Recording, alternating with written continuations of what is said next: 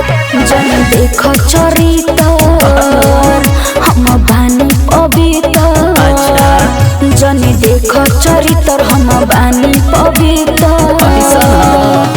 ओमे के ना हमरा बुझा का तू देखले बड़ले तो देत में सबका सब जानतानी आगे जानतानी तोहरा बारे में जवन पलता पेट में रहे धराइल ते कुआरे में बई गनवा के खेत में रहे धराइल ते कुआरे में बई गनवा के खेत में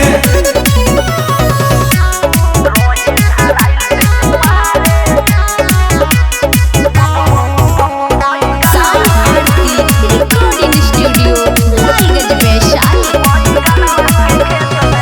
काहे ते लक्षण लगावतार झूठे केकरा में दहम बाजे हमरा संगे सुते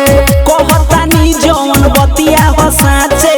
काहे के जान तोरा लागताया से बोला तार हो बाबू बेसी लगे जही पगड़ाई बालू रे तमे अरे ऐसा ना होई करे जा आगे जानतानी तोहरा बारे में जवन पलता पेट में रहे धराइल ते कुआरे में बई गनवा के खेत में रहे धराइल ते कुआरे में बई गनवा के खेत में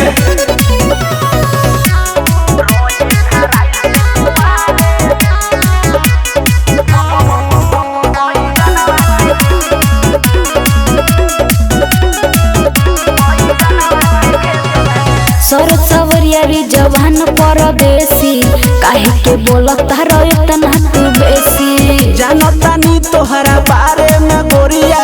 तोहरा बीमारी धोइले वाली कोरिया पारो तू ही फुसलावत